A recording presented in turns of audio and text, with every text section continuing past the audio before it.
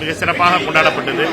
கொடியேற்றி வைத்து இந்த விழாவில் தமிழ்நாடு காங்கிரஸ் கட்சியுடைய முன்னாள் தலைவர் அருமைக்குரிய திரு கே.வி. தங்கபால் அவர்களுடைய முன்னிலையிலும், தமிழ்நாடு காங்கிரஸ் கட்சியுடைய முன்னாள் தலைவர் அருமைக்குரிய அண்ணன் திருநாவுக்கரசர் அவர்களுடைய முன்னிலையிலும், சட்டமன்ற தலைவர் தாரகை அவர்களும், மாண்புமிகு தமிழகத்தினுடைய அமைச்சர்கள், சுற்றுலாத்துறை அமைச்சர் திரு ராஜேஷ்குமார் அவர்களோடும், உயர்கல்வித்துறை அமைச்சர் திரு விஸ்வநாதன் அவர்களுடைய முன்னிலையிலும், சேவாதள காங்கிரஸ் கட்சியுடைய சேவாதளுடைய முன்னெடுப்பில் இந்த சுதந்திர தின விழா மிக சிறப்பாக கொண்டாடப்பட்டது.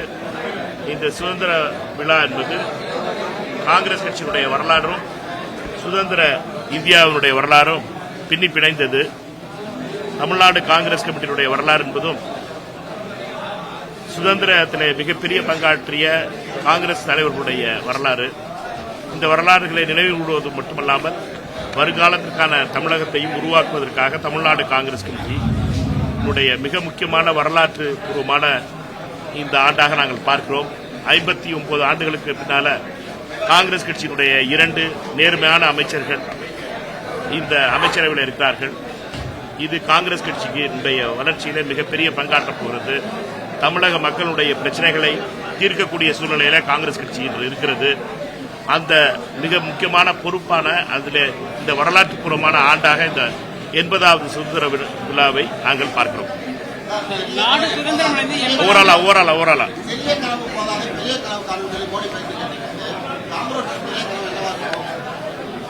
மோடி அவர்களுடைய கனவு, இந்த கனவு வித்துக்கிட்டு இருக்காரு. 12 வருஷமா வித்துக்கிட்டு இருக்காரு. அவரை பொறுத்த மட்டும் பல கனவுகளை வித்து முடிச்சிட்டாரு. 15 லட்சம் ரூபாய் போடுறோம்னாரு, கனவா இருக்கு. இந்தியாவில் ஏழ்மையே இருக்காதுனாரு, கனவா இருக்கு. புல்லட் ட்ரெயின் வந்துருக்குனாரு, கனவா இருக்கு. 12 வருஷம் ஆயிடுச்சு, திருப்பியும் கனவுக்கு போயிட்டாரு. கனவுலே இருக்க வைக்க கூடாது. சொல்லக்கூடியதை செய்யக்கூடியவர்களா இருக்கணும். சொல்ற விஷயங்களை குறிப்பிட்ட காலத்தில் பிரச்சனைகளை தீர்க்கக்கூடியதாக தான் காங்கிரஸ் கட்சியுடைய ஆட்சிகள் இருந்திருக்கு. மன்மோகன் சிங் அவர்களை பொறுத்த மட்டும், டாக்டர் மன்மோகன் சிங் அவர்களை பொறுத்த மட்டும் பல விஷயங்களை சொல்லாமலே செஞ்சார். அதனால ஒரு கனவுகளை மட்டும் விற்கிற ஒரு பிரதமராக மோடி இருக்கிறார். காங்கிரஸ் கட்சியை நீங்க கேட்ட கேள்விக்கு காங்கிரஸ் கட்சியுடைய கனவு என்னவா இருக்கும் கேட்டீங்கன்னா, 83வது சுதந்திர தின விழாவில் ராகுல் காந்தி அவர்கள் செங்கோட்டையில கொடியேற்ற வேண்டும் என்பது காங்கிரஸ் கட்சியுடைய கனவாக இருக்கு. நாடு சுதந்திரம் 80 ஆண்டுகள் கடந்துருச்சு. ஆனாலும் தீண்டாமை கொடுமை இன்னும் அகற்றப்படாமல் இருக்கு. மூத்த தலைவர் மல்லிகார்ஜுன கார்கே அவர்களுக்கு தீண்டாமை கொடுமை நடந்திருக்கு. அவர் பங்கேற்ற கூட்டுறவு மேடையை கழுவி இருக்காங்க. ஆனால் சம்பந்தப்பட்டவர்கள் இதுவரை கைது செய்யப்படவில்லை. எந்த நடவடிக்கையும் எடுக்கப்படாமல் வெளியில இருக்காங்க. அது ஒரு சீனியர் லீடருக்கு சூழ்நிலை மிகவும் கண்டிக்கத்தக்கது.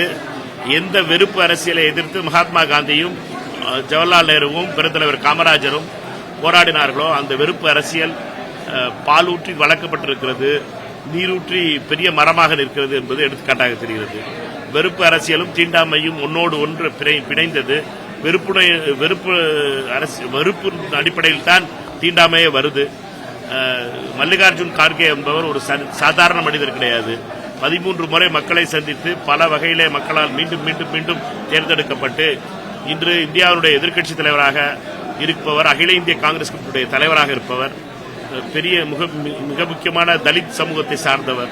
அவருக்கே இப்படிப்பட்ட அவமானம் நடைபெறுகிறது. அதை பற்றி ஒரு வார்த்தை கூட சொல்லாத மோடி இந்தியாவுடைய பிரதமராக இருக்கிறார்.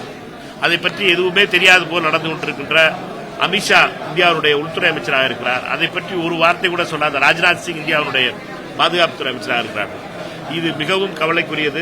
RSS விதைத்த இந்த விதை இப்பொழுது முள் செடியாக மலர்ந்திருக்கிறது. இதை நீக்க வேண்டியது மிக மிக அவசியம். வெறுப்பு அரசியலுக்கு முற்றுப்புள்ளி வைக்க வேண்டும் என்பதற்காகத்தான் ராகுல் காந்தி அவர்கள் பாரத் ஜோடோ யாத்ரா, பாரத ஒற்றுமை யாத்ரா என்று இந்தியா முழுவதும் காஷ்மீரில் தொடங்கி கன்னியாகுமரியில் தொடங்கி காஷ்மீர் வரை நடந்தார். அந்த வெறுப்பு இன்னும் இருக்கிறது என்பது எடுத்துக்காட்டு. எங்களை பொறுத்த மட்டும் தொடர்ந்து இந்த வெறுப்புக்கு எதிரான எங்களுடைய போர் தொடரும்.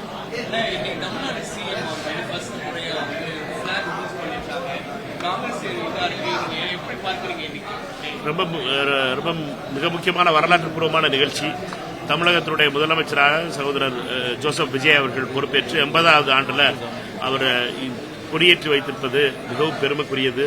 தமிழகம் புதிய தலைமையின் அடிப்படையில் புதிய டைரக்ஷனோட மூவ் ஆகுது அப்படிங்கிறதுக்கு ஒரு எடுத்துக்காட்டு. தமிழகத்தினுடைய அமைச்சர்களாக நம்முடைய விஸ்வநாதன் அவர்களும் ராஜேஷ்குமார் அவர்களும் அதில் இருப்பது என்பது எங்களுக்கு பெரிய பெருமை. திரு விஜய் அவர்களுடைய அரசாங்கம் நல்லது செய்யும். தமிழகத்தினுடைய பிரச்சனைகளும் தமிழகத்தின் மக்களுடைய வரலாற்றுப்பூர்வமான பிரச்சனைகளையும் தீர்ப்பதற்காக முயற்சி செய்யும் என்பதில் எந்த ஒரு சந்தேகங்கள் இல்லை. தமிழ்நாடு காங்கிரஸ் கட்சி அவரை பாராட்டுகிறது. ரைட்டா? ரைட்.